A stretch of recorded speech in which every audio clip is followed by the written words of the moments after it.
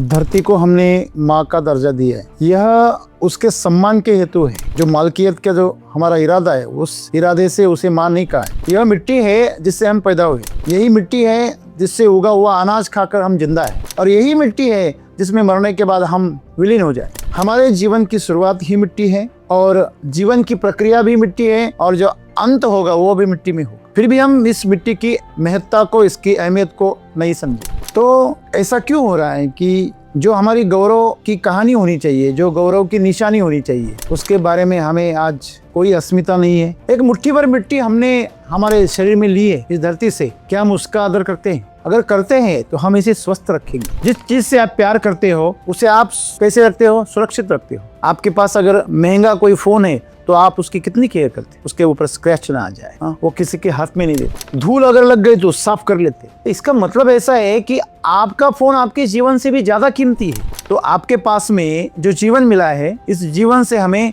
ज्यादा महत्वपूर्ण चीजें क्या लग रही है? भोग लग रही, दिखावा लग रहा है, और यही समस्या है। मिट्टी को समझना बहुत दूर की बात है। पहले हमने जितनी मिट्टी हमारे अंदर समा ली है उसको कहाँ समझा? तो जो भी मिट्टी से आया हमने उसे खाया और इस ढेर को बनाया, और अगर ये वापस मिट्टी में अगर चला जाएगा तो वापस मिट्टी बन जाएगा, सड़कर एक अच्छा ह्यूमस बनेगा। जैसे आपको शरीर मिला, क्या उस शरीर को आप वैसे ही मिट्टी को वापस कर रहे हैं? कौन कर रहा है? संत कबीरदास महाराज कहते हैं, चदरिया झीनी रे झीनी दिन दिन मैली कीनी। ये चदरिया हमें मिली है इस प्रकृति से, हम इसे मैली कर कर वापिस करते हैं। हमें उसे फाड़ कर, जीर्ण बनाकर, कचरा कचरा बनाकर हम वापिस कर रहे हैं। मतलब हमें जीने नहीं आता, इसके साथ कैसे उसे संभालना वही नहीं आता। तो सदगुरु आज हमें वही बता रहे हैं कि मिट्टी एक जीवंत सत्ता है, उसकी अपनी अपनी सत्ता है भाई। हम इस गलतफहमी में कि हम उसे इस्तेमाल करते हैं, बिल्कुल नहीं। आप उसे इस्तेमाल नहीं कर सकते। उसकी क्षमता जो है वो असीमित है, वह अपनी अपनी सत्ता से काम करती है। अगर किसी ने उसका नुकसान पहुंचाया तो उससे ज्यादा नुकसान उसका हो जाता है जो उसे नुकसान पहुंचा रहा है। इसे ऐसा समझिए, सामने बड़ा सा पहाड़ है और जोर से जाकर आप उसको गाड़ी से ठोक रहे हो। अब बोलेगा इस पहाड़ को मैं तोड़ दूंगा, इस पहाड़ को चकनाचूर कर दूंगा, मैं इस पहाड़ को नुकसान पहुंचाऊंगा। क्या आप ऐसा कर सकते हैं? समझिए आपको पहाड़ को उड़ाना है, आप उसे उड़ाने के लिए जितना बारूद लगाएंगे उस बारूद से आप भी नष्ट हो जाएंगे। तो ये धरती की ताकत कितनी बड़ी है और इसकी क्षमता क्या है। बड़े तौर पर भी इसकी क्षमता असीमित है, और सूक्ष्म तौर पर भी हम इसे नहीं समझ पा रहे। इसने हर चीज जो बनाई है ना, इतनी सुंदरता से, इतनी बारीकी से बनाई, हम उसका अंदाजा भी नहीं लगा सकते। सदगुरु कहते हैं, एक चींटी को आप अगर ध्यान से देखो तो उसका जीवन समझने में आपका पूरा जीवन निकल जाए। तो ये सब पैदा तो मिट्टी से हुए। तो मिट्टी इन सुंदर चीजों को, इतने सुंदर जीवों को, इस सृष्टि को उसने पैदा किया है, तो अपनी मर्जी से ही किया होगा ना, हमारी मर्जी से थोड़ी कर रहा है। तो यह हमारी संपत्ति नहीं है। आप जरा 20-30-40 साल पहले जाइए, पूरा घर खाली हुआ करता था, नाम के लिए कपड़े रहते थे, नाम के लिए बर्तन रहते थे, लेकिन इतनी खुशी रहती थी, एक दूसरे से प्यार रहता था, मिट्टी से भी प्रेम रहता था, घर वालों से भी प्रेम रहता था, जानवरों से भी प्रेम रहता था, प्रकृति से भी प्रेम करते थे, पेड़ों से, पौधों से भी प्रेम करते थे, खुशी खुशी में रहते थे। तो हमें यह समझना है कि हमारा जीवन किस ओर जा रहा है। हम उसे लेकर जा रहे हैं कि हमें पीछे से कोई ढकेल रहा है। आज हम हर चीज का शोषण करना चाहते हैं, दोहन करना चाहते हैं। हम में से ऐसा कौन है जो ज्यादा देना चाहता है और कम लेना चाहता है? कोई नहीं। क्यों? हमारे ऊपर ऐसे संस्कार हो गए हैं कि कम दे दो, ज्यादा ले लो। आप कर क्या रहे हो? पैसा बचा के या शोषण करके आप जहर पैदा कर रहे हो, एक जहरीला जीवन पैदा कर रहे हो। जितनी मिट्टी आपकी उपजाऊ होती है, वहाँ के लोग भी उतने स्वस्थ होते हैं। पंजाब में ऐसी मिट्टी हुआ करती थी कि पूरी हिमालय की वादियों से बहती हुई, जो भी गंगा के साथ जो भी बड़ी बड़ी नदियां हैं उनके साथ जो बहकर जो मिट्टी नीचे आई थी, उससे यह समतल प्रदेश पैदा हुआ। और ये जो समतल प्रदेश पैदा हुआ वो इतना उपजाऊ था कि भर भर के अनाज, भर भर पे गेहूं, भर भर के पूरा मक्का उसमें से निकलता था। एक बोरी यूरिया की डालो और ढेर सारा अनाज निकालो। उनको तो जादू ही हो गया ना, जैसे ऐसे हाथ मारो और आ गया अनाज। इतनी बोरियां कि आप उठा नहीं सकते, इतनी बोरियां। थोड़ा पीछे जाइए जरा, 30-40 साल पहले पंजाब के लोग कैसे हुआ करते थे? ऐसे धिप्पाड़, ऊंचे बीचे एकदम से। उत्तर प्रदेश हो या जो भी हो, आज क्या हालत है सर? कैंसर ट्रेन है, वहाँ कैंसर की ट्रेन जाती है, वहां से पूरी ट्रेन कैंसर के पेशेंट से भरी रहती। और दूर क्यों जाना? अभी महाराष्ट्र में भी वही हो रहा है। कोई जिले और कोई तहसील ऐसी है कि उस गांव में पूरे राज्य में इतने पेशेंट नहीं, उतने उस जिले में, उस तहसील में। यह नतीजा किसका है? हमने मिट्टी को संपत्ति समझा और उसके साथ जैसा चाहा वैसा बर्ताव किया। हमने जहर बोया और जहर खाया। यह मिट्टी जो है वह अपने आप में एक जीवंत सत्ता है, उसकी अपनी खुद की मर्जी है। आपको उसको अर्जी करनी पड़ेगी। आपको घर बांधना है तो आप मिट्टी की क्या करते हो? भूमि पूजन करते हो ना? क्यों करते हो पूजन? अर्जी है वो। हे भूमाता, मैं तुम्हारे अंदर ये घर बना रहा हूँ, कृपया इसे स्वीकार करे। उसकी अपनी विरासत है, उतनी आपकी उसकी सत्ता है। आप उस सत्ता को अगर ऐसे नकार दोगे तो उसकी बड़ी कीमत चुकानी पड़ेगी, और चुका रहा है मनुष्य। वही सदगुरु आज बता रहे कि यह विरासत में हमें मिली है। तो मैं तो हमेशा कहता हूँ, मैं उसी किसान को आमिर कहता हूँ जिसकी मिट्टी उपजाऊ है। आपको अपनी अगली पीढ़ियों के हवाले क्या करना चाहिए? सर, आपने पैसा कमा के दिया, खत्म हो जाएगा। आपके बच्चों के लिए आपने बड़े बड़े महल घर बना के दिए, 40-50 साल के आगे नहीं चलने वाले। आपने उसको गाड़ियां बना के दी, 10-12 साल, बस खत्म। तो संपत्ति आपके साथ में नहीं जाएगी, लेकिन आपने अगर मिट्टी को उपजाऊ बनाया तो वह उसका पोषण कर सकती है, वह उसके उपज निकाल के, फसलें निकाल के जिंदा रह सकता है। तो सदगुरु वही बता रहे हैं, आपने जो पैसा कमाया वो एक दिन में खत्म हो जाएगा। बस आपको अगर खुद का भविष्य सुधारना है तो मिट्टी का जो आरोग्य है, मिट्टी का स्वास्थ्य है, उस पर ध्यान दो, और जैसे आपको मिली है उससे बेहतर बनाओ।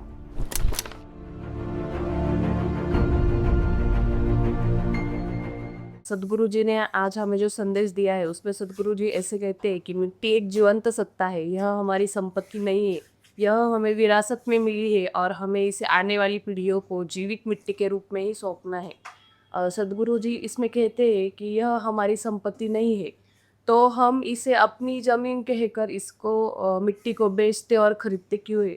यह मेरा आज का सवाल है। आज हम देखते हैं जो किसान खेती करते हैं वो मिट्टी को एक संपत्ति की तरह यूज़ करते हैं। जैसे कि हमारे बैंक में बैलेंस है, वो हम इस्तेमाल करके बैंक का बैलेंस एम्प्टी कर रहे हैं। वैसे ही हमारी मिट्टी में आज जो बैलेंस है वो सभी किसान ख़त्म कर रहे हैं, और आगे जो हमारी पीढ़ी आने वाली है उनको हम एक बंजर मिट्टी सौंप रहे हैं। तो हम सबको पता है कि मिट्टी हमारी माँ है, तो हम उसके साथ ऐसा बर्ताव क्यों कर रहे हैं? और जो किसान हम उनको बार बार बताते हैं कि मिट्टी को अच्छी तरह से हमने ये जीवित रखना चाहिए, उसे उपजाऊ बनाना चाहिए। ये बात हम उनको बार बार बताते हैं, फिर भी वो मिट्टी के साथ वैसा ही बर्ताव कर रहे हैं। तो इसके ऊपर क्या उपाय योजना करनी चाहिए? दोस्तों, धरती को हमने माँ का दर्जा दिया है, यह उसके सम्मान के हेतु है, ना कि मालकियत। जो मालकियत का जो हमारा इरादा है, उस इरादे से उसे माँ नहीं कहा है। जैसे हम हमारी माँ पे हक जताते, माँ से पोषण की हम लालसा करते हैं, आशा करते हैं, और आप मेरी माँ हो इसलिए आपको मेरा पोषण करना होगा, यह अधिकार हम जताते हैं। जब आप किसी चीज़ पर अधिकार जताते हैं तो उसके ऊपर आप सत्ता जमाने की कोशिश करते हैं, और आज मनुष्य के साथ यही हो रहा है। अगर आध्यात्मिक दृष्टि से देखें या साइंटिफिक दृष्टि से देखें तो आपको यह समझ में आएगा कि यह मिट्टी है जिससे हम पैदा हुए, यही मिट्टी है जिससे उगा हुआ अनाज खाकर हम जिंदा है, और यही मिट्टी है जिसमें मरने के बाद हम विलीन हो जाएंगे। हमारे जीवन की शुरुआत ही मिट्टी है, और जीवन की प्रक्रिया भी मिट्टी है, और जो अंत होगा वो भी मिट्टी में होगा। फिर भी हम इस मिट्टी की महत्ता को, इसकी अहमियत को नहीं समझे। तो ऐसा क्यों हो रहा है कि जो हमारी गौरव की कहानी होनी चाहिए, जो गौरव की निशानी होनी चाहिए, उसके बारे में हमें आज कोई अस्मिता नहीं है, उसके बारे में हमें कोई गर्व नहीं है। ऐसा क्यों हो रहा है? सवाल यही पूछा जा रहा है कि जो मिट्टी की जो गौरव है, उसका जो गौरव है, उसका गौरव उसे क्यों नहीं मिलता? उसे एक चीज़ की तरह इस्तेमाल क्यों किया जाता? एक मुट्ठी भर मिट्टी हमने हमारे शरीर में ली है इस धरती से, क्या हम उसका आदर करते हैं? हमारे पास में जो मुट्ठी भर मिट्टी है, हम उसका आदर करते हैं? अगर करते हैं तो हम इसे स्वस्थ रखेंगे। जिस चीज़ से आप प्यार करते हो उसे आप कैसे रखते हो? सुरक्षित रखते हो। आपके पास अगर महंगा कोई फ़ोन है तो आप उसकी कितनी केयर करते हो, उसके ऊपर स्क्रैच ना आ जाए। हाँ, वो किसी के हाथ में नहीं देते। धूल अगर लग गई तो साफ कर लेते। तो इसका मतलब ऐसा है कि आपका फ़ोन आपके जीवन से भी ज़्यादा कीमती है। आपने खुद ने ऐसा बना दिया है। आपकी चीजें आपके जीवन से ज्यादा महत्वपूर्ण हो गई है, ऐसा ही है ना। तो प्रदर्शन ज्यादा महत्वपूर्ण हो गया दर्शन से। तो आपके पास में जो जीवन मिला है, इस जीवन से हमें ज्यादा महत्वपूर्ण चीजें क्या लग रही है? भोग लग रहे, दिखावा लग रहा है। और यही समस्या है। मिट्टी को समझना बहुत दूर की बात है। पहले हमने जितनी मिट्टी हमारे अंदर समा ली है उसको कहाँ समझा है। जब हम पैदा हुए तो 1.5-2 किलो के होंगे, 3 किलो के होंगे, आज हम 70-80 किलो के हैं। तो इतना विकास हमने, इतना वजन कहाँ से उठाया? ये तो हमने मिट्टी से उठाया। खाना खाए, दूध पिए, पानी पिए, कहाँ से पैदा हुआ ये खाना? दूध कहाँ से पैदा हुआ? मिट्टी से ही आया। तो जो भी मिट्टी से आया हमने उसे खाया और इस ढेर को बनाया। आज जो जिस शरीर को आप देख रहे हो वो क्या है? मिट्टी से रूपांतरित हुआ जो खाना है, अनाज है, सब्जियां है, फल है, दूध है, शहद है, जो भी है वो सब हमारे शरीर में जाकर मांस, मज्जा, हड्डी बना, बस दूसरा क्या है? और अगर ये वापस मिट्टी में अगर चला जाएगा तो वापस मिट्टी बन जाएगा, सड़कर एक अच्छा ह्यूमस बनेगा।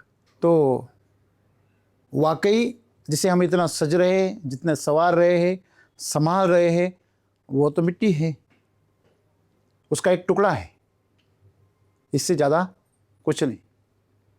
हम इसे ही नहीं संभाल पा रहे। जैसे आपको मिला था बचपन में, जितना सुंदर, जितना तेजस्वी, चमकदार, स्वस्थ, क्या हम उतना वापस मिट्टी को दे पा रहे हैं? कौन दे पा रहा है? जैसे आपको शरीर मिला, क्या उस शरीर को आप वैसे ही मिट्टी को वापस कर रहे हैं? कौन कर रहा है? संत कबीरदास महाराज कहते हैं, चदरिया झीनी रे झीनी, दिन दिन मैली कीनी। ये चदरिया हमें मिली है इस प्रकृति से, हम इसे मैली कर कर वापस करते हैं।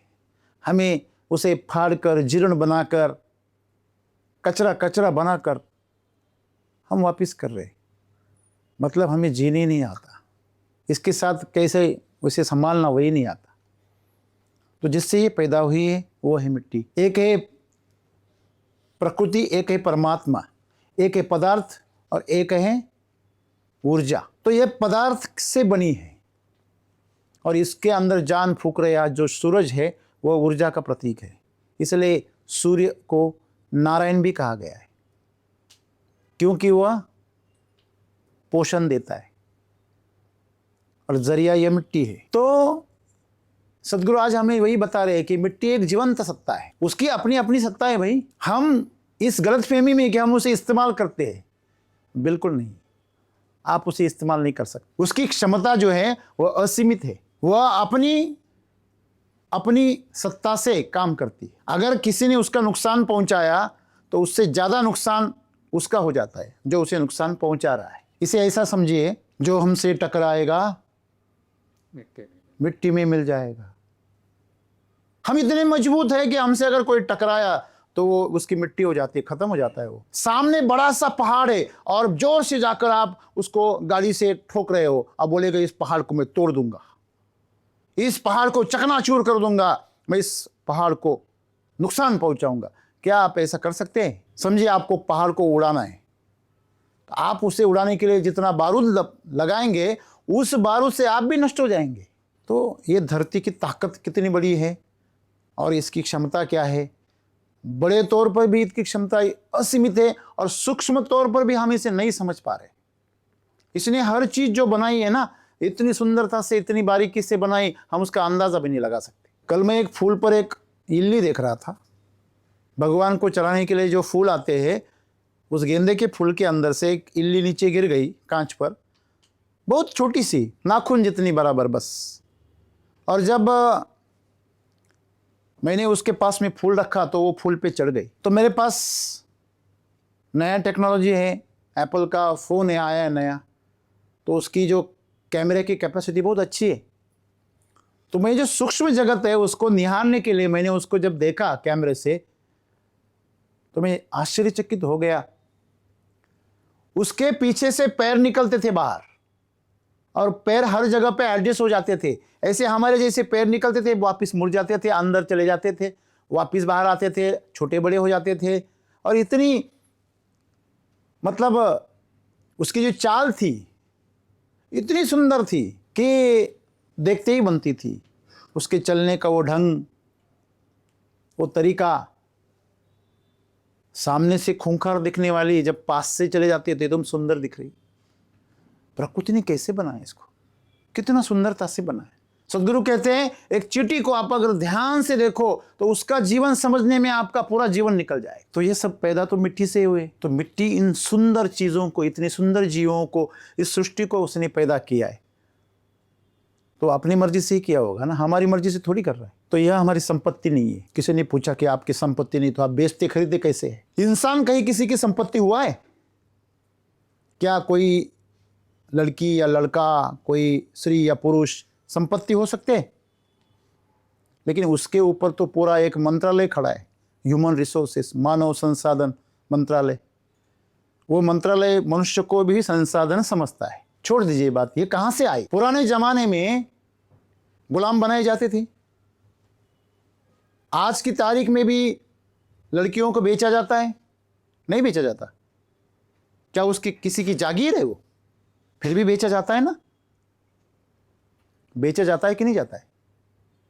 हाँ, आज भी लावारिस बच्चों को खरीदा और बेचा जाता है, गुलाम बनाकर दूसरे देशों में बेचा जाता है। आज भी बेचने की चीज चाहिए इसलिए आप बेच सकते हैं, इस गलत में भी मत रहिए। आज आप जो जीवन जी रहे हैं ना, वो आप नहीं जी रहे, आपसे जिलवाया जा रहा है। और कौन जिलवा रहा है? ये पूरा जो मार्केट है वो आपको उकसा रहा है जीने के लिए, और वो जैसे तरह का जीवन आपको पेश कर रहा है, आप उसी तरह का जीवन जी रहे हैं। सुबह हम बात कर रहे थे कि हमारे पास 20-25 हज़ार का मोबाइल काम कर सकता है हमारे आराम से, लेकिन फिर भी हमें 70-80 हज़ार का आईफोन का मोबाइल क्यों चाहिए, या सैमसंग का बढ़िया वाला 25 हज़ार वाला मोबाइल क्यों चाहिए? क्योंकि ये आपका स्टेटस सिंबल बन गया है। हम उसे किस्तों से लेंगे, हमारी हैसियत है नहीं। हम हमारी हेल्थ का ख्याल नहीं रखेंगे, वहाँ पे अच्छा घी का खाना नहीं खाएंगे, शहद नहीं खाएंगे, अच्छा ड्राई फ्रूट्स का खाना नहीं खाएंगे। वहाँ ऐसे चलेगा हमारा, राशन का ले लेंगे, सस्ते वाला लेंगे, काम चला लेंगे, कम घी से कम तेल से। एक वक्त में अगर सब्जी नहीं है तो चटनी से काम चला लेंगे, हाँ खिचड़ी बनाएंगे चावल की। लेकिन मोबाइल हमें दिखाना है लोगों को, कपड़ा दिखाना है, घड़ी दिखानी है, तो ब्रांड दिखाना है। ये आपके अंदर आया कहां से? उससे क्या आपको हैप्पीनेस मिल रही है? आपको खुशी मिल रही है? नहीं, आपका अहंकार बढ़ रहा है, और वो भी झूठ मूठ का। मतलब आज हमारा जो जीवन है ना, ये कोई दूसरा ड्राइव कर रहा है। लोग बड़ी बड़ी शादियां करते, उसमें जिसको कमाने की अकल नहीं, वो लाखों लाखों का प्रदर्शन करना चाहता है। उसका सपना है कि मेरा वेडिंग ऐसा होना चाहिए, डेस्टिनेशन होना चाहिए। और अक्ल एक आम इंसान जितनी भी नहीं। वो ये कहां से आ रहा है? सब रील से आ रहा है। ये मार्केट आपको उकसा रहा है। किस लिए उकसा रहा है? आप खूब पैसा कमाओ, आपके पड़ोसी से बड़ा बंगला बनाओ, आपके पड़ोसी से अच्छी कार लेके आओ। ये अच्छा वाला मतलब क्या है? उससे आपको क्या, आपने बड़ा बंगला समझो, दूसरों को देख के आपने बांध भी लिया, तो आपसे उसकी सफाई तक नहीं की जाती। आपके बंगले के कई कोने हैं, कई कमरे हैं जिसमें आप कभी गए नहीं, कौन सफाई करेगा? इसके ऊपर से झगड़ा हो जाता है। होता है कि नहीं होता है? तो हमने ये चीजों का एक गोदाम बना लिया, घर को गोदाम बना लिया है। हमारे घर में इतनी चीजें हैं, शायद उसमें से एक बार भी इस्तेमाल नहीं की जाती, लेकिन वो भर भर की जा रही। हमारा घर घर नहीं, गोदाम बन रहा है। समझ में आ रही ना बात? अगर मेरे पास ज्यादा पैसा है तो मेरे पास ज्यादा बड़ा गोदाम होगा, और आपके पास थोड़ा कम पैसा तो आपके पास छोटा गोदाम, लेकिन होगा। आप जरा 30-40 साल पहले जाइए, पूरा घर खाली हुआ करता था। नाम के लिए कपड़े रहते थे, नाम के लिए बर्तन रहते थे, लेकिन इतनी खुशी रहती थी, एक दूसरे से प्यार रहता था, मिट्टी से भी प्रेम रहता था, घर वालों से भी प्रेम रहता था, जानवरों से भी प्रेम रहता था, प्रकृति से भी प्रेम करते थे, पेड़ों से पौधों से भी प्रेम करते थे, खुशी खुशी में रहते थे। इतनी खुशी रहती थी। रात के बचे हुए जो हमारे रोटी के टुकड़े हैं, उसको तवे पर सेक कर इतने चाव से खाते थे, जो आज के किसी भी पकवान में नहीं। मेरा तो स्कूल गया, मैं तो दोपहर में दोनों खीसे में भर भर के वो लेके जाता था। तो हमें यह समझना है कि हमारा जीवन किस ओर जा रहा है।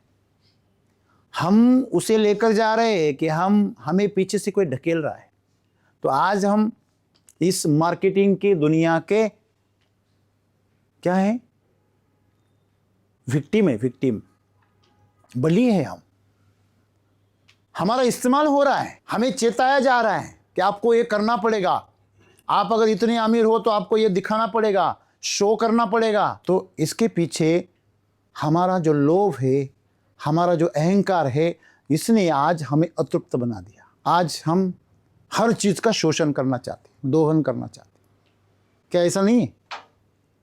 हम में से ऐसा कौन है जो ज्यादा देना चाहता है और कम चाहता है? हम में से ऐसा कौन है जो ज्यादा देना चाहता है और कम लेना चाहता है? है कोई? कोई नहीं है।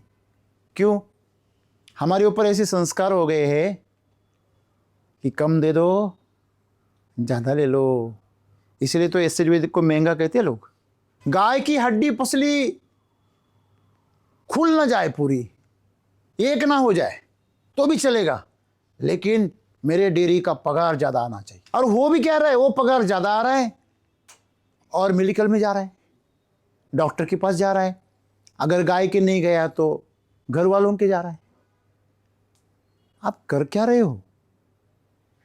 पैसा बचा के या शोषण करके आप जहर पैदा कर रहे हो, एक जहरीला जीवन पैदा कर रहे हो। प्लास्टिक सस्ते में आता है। प्लास्टिक का इतना प्रचार क्यों हुआ? क्योंकि वो सस्ते में आता है। कागज या कपड़ा उससे महंगा रहता है। ये सस्ती के पीछे भागते भागते हमने हमारे लिए नरक बनाया है, और वही हम मिट्टी के साथ कर रहे हैं। क्या नहीं कर रहे? मुझे एक बात बताइए, जितनी मिट्टी आपकी उपजाऊ होती है वहां के लोग भी उतने स्वस्थ होते हैं। पंजाब में ऐसी मिट्टी हुआ करती थी कि पूरी हिमालय की वादियों से बहती हुई, जो भी गंगा के साथ जो भी बड़ी बड़ी नदियां हैं उनके साथ जो बहकर जो मिट्टी नीचे आई थी, उससे यह समतल प्रदेश पैदा हुआ। और ये जो समतल प्रदेश पैदा हुआ वो इतना उपजाऊ था कि भर भर के अनाज, भर भर पे गेहूं, भर भर के पूरा मक्का उसमें से निकलता था। एक बोरी यूरिया की डालो और ढेर सारा अनाज निकालो। उनको तो जादू ही हो गया ना, है ना? जैसे ऐसे हाथ मारो और आ गया अनाज। इतनी बोरिया कि आप उठा नहीं सकते, इतनी बोरिया। थोड़ा पीछे जाइए जरा, 30-40 साल पहले पंजाब के लोग कैसे हुआ करते थे? ऐसे धिप्पाड़, ऊंचे बीचे एकदम से। उत्तर प्रदेश हो या जो भी हो, आज क्या हालत है सर? कैंसर ट्रेन वहाँ कैंसर की ट्रेन जाती है, वहां से पूरी ट्रेन कैंसर के पेशेंट से भरी रहती है। और दूर क्यों जाना, अभी महाराष्ट्र में भी वही हो रहा है।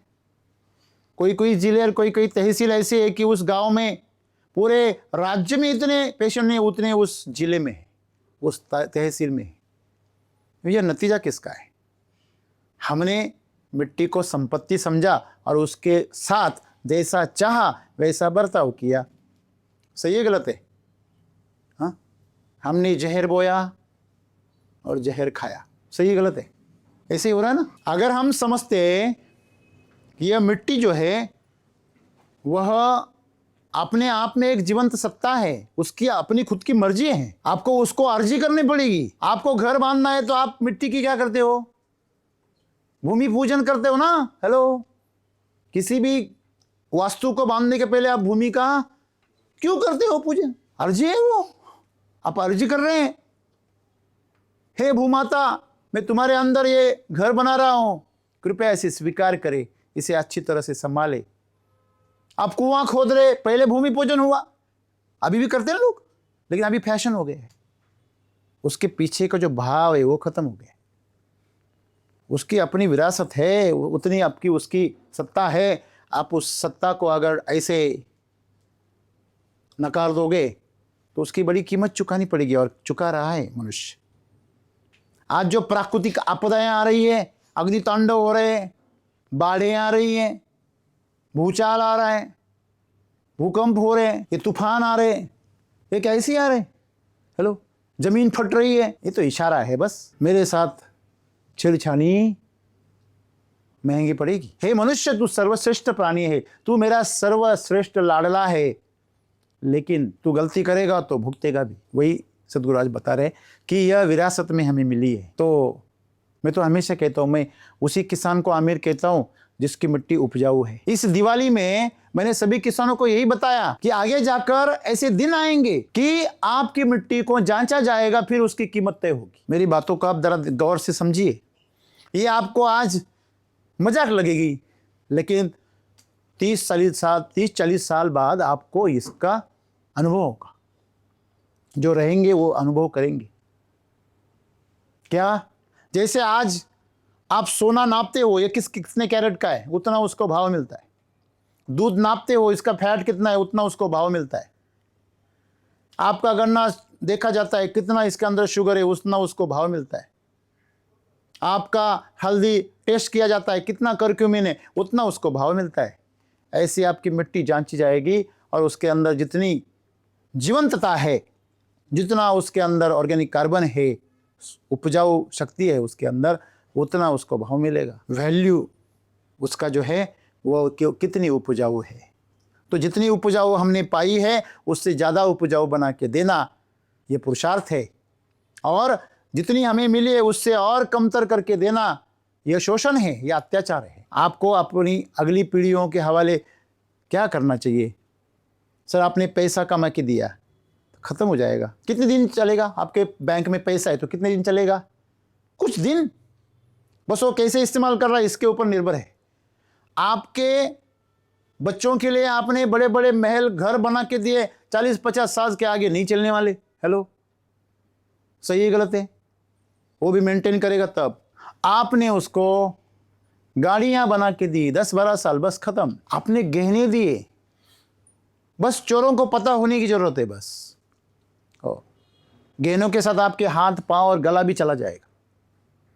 वो तो खतरनाक चीज़ है। सोना कमाना आसान है, उसको बचा के रखना मुश्किल है। हमेशा याद रखिए, कहा गया है कि हमेशा खजीने के ऊपर हमेशा नाग रहता है, वो यही नाग है।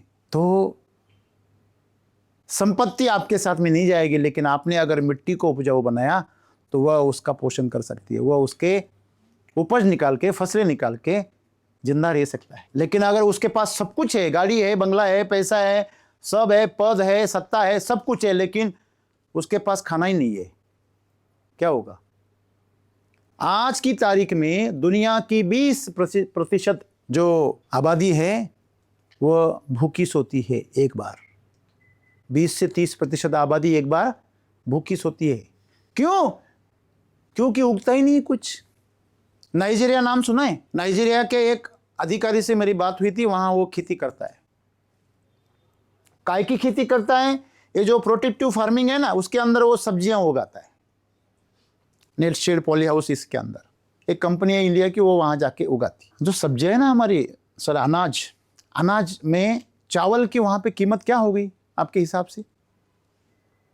जैसे श्रीलंका में हो गया था 500 रुपये किलो। अगर समझ लीजिए 500 रुपये अनाज हो गया तो आप क्या खाओगे? आप में से कितने लोग ये वो चावल खरीद के खाएंगे? और खाएंगे भी तो कैसे खाएंगे? एक एक दाना गिन के खाएंगे, बड़े बड़े उत्सव में खाएंगे बस। आपको शायद बिलीव नहीं होगा, वहां पे जो सब्जियां होती है ना, उस सब्जियों की कीमत कम से कम 300-400 रुपये किलो है, कम से कम। फिर आप बोलेंगे फिर क्या है वहां पे? वहां पे चौराहे पे 200-300 रुपये की हत्या हो जाती। लोग खाते क्या है? वहां पे एक कंदमूल आता है, जैसे कि हमारे पास में शक्करकंद है ना, आलू जैसा, वहां पे वैसे एक जड़ी आती है, वहां पे कंदमूल आते हैं, और उसका रस निकाल के उसका सूप बना के सब खाते, बाकी दूसरा कुछ खाना नहीं वहां पे। आम लोग बस वही खाते। जिंदगी भर वो जमीन से उठा के निकाल के लाते हैं, वही वहां पे उगता है। वो जमीन के उखाड़ के निकल आते हैं, उसको पीसते हैं, सुखाते हैं और उसका पेस्ट बना के खाते बस। मुझे भी याद है जब मैं छोटा था तो चावल का पेज बनाकर खाते थे, नूडल्स का पेज बनाकर खाते थे, नहीं खाते थे। बाजरे को उबाल के उसको खाते थे। जैसे हमारे चावल को आप पका के खाते, वैसे बाजरे को पका के खाते थे। खाते कि नहीं खाते थे? मेरे बचपन में तो खाते थे। जो आज जानवर को खिलाते वो हम खाते थे पहले। तो हमें इस मिट्टी का कितना आभार प्रकट करना चाहिए जो हमें भरपूर मिल रहा है। तो आप शायद बहुत गलत फहमी में हो, आप सोच रहे हो कि हमारे पास बहुत कुछ है लेकिन बस कुछ सालों का मामला है। आप शायद बिलीव नहीं करोगे, थोड़ा पीछे जाइए, 10-20 साल पीछे, जितना तरह का अनाज आता था, जितने तरीके की सब्जियां आती थी, उसमें से कितनी आती है अभी मार्केट में? आप जरा जाओ ना पीछे। अकेले चावल की हजारों किस्में थी, 1200 किस्में चावल की, बस 20-30 साल पहले। अभी वो घटकर 4-5 हो गई जो हमारे रोजमर्रा के इस्तेमाल में है।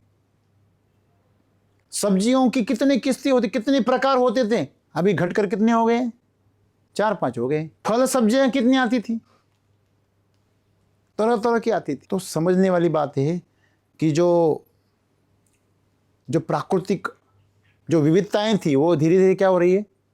घट रही है। इसका मतलब क्या है? एक दिन जो अभी आ रहा है वो भी नहीं आएगा।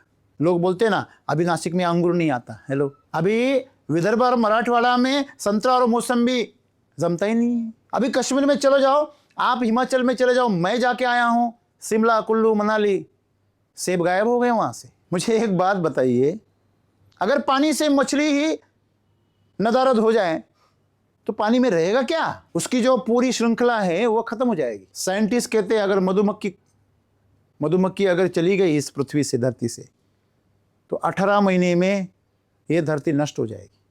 ये जीवन नष्ट हो जाएगा, धरती से पूरी बंजर हो जाएगी। हर जीव का इतना महत्व है और मनुष्य हर चीज का शोषण कर रहा है। आज आपको शायद पता नहीं है, इतनी भयंकर परिस्थितियां हैं। यहाँ हाईवे है और पास में मैं रहता हूँ। जितने लोग हाईवे के पास में रहते हैं, थोड़ा सा ज़रा ध्यान दीजिए, दिन में कितनी बार एम्बुलेंस जाती है। रात भर एम्बुलेंस चलती रहती, रात भर। दिन में भी आप आवाज़ सुनना, एम्बुलेंस का प्रमाण बढ़ रहा है, क्रिटिकल पेशेंट्स का प्रमाण बढ़ रहा है। सोचिए, अभी जो तड़प रहे हैं, जो तकलीफ में हैं, वह देसी खाने वाले हैं। अभी जब देसी खाने वाले खत्म हो जाएंगे तो शायद एम्बुलेंस की भी जरूरत नहीं पड़ेगी, आईसीयू गांव में खोलना पड़ेगा। हो, ये मजाक लग रहा है आपको? मोबाइल आईसीयू खोलना पड़ेगा। हो, आगे जाकर यही धंधा चलेगा। खाना खाना ही नहीं है, बस मेडिसिन खाना है। चलता हुआ आदमी जाएगा और वहां से स्ट्रेचर पे आएगा। तो ये खौफनाक मंजर हम दूसरों के घर में देख रहे हैं, इसलिए हमें खुशी लगे, चलो ठीक है, अपने साथ तो नहीं हो रहा है। तो ये हर किसी के घर में घुस गया है। तो सदगुरु वही बता रहे हैं, आपने जो पैसा कमाया वो एक दिन में खत्म हो जाएगा। बस आपको अगर खुद का भविष्य सुधारना है तो मिट्टी का जो आरोग्य है, मिट्टी का स्वास्थ्य है, उस पर ध्यान दो और जैसे आपको मिली है उससे बेहतर बनाओ।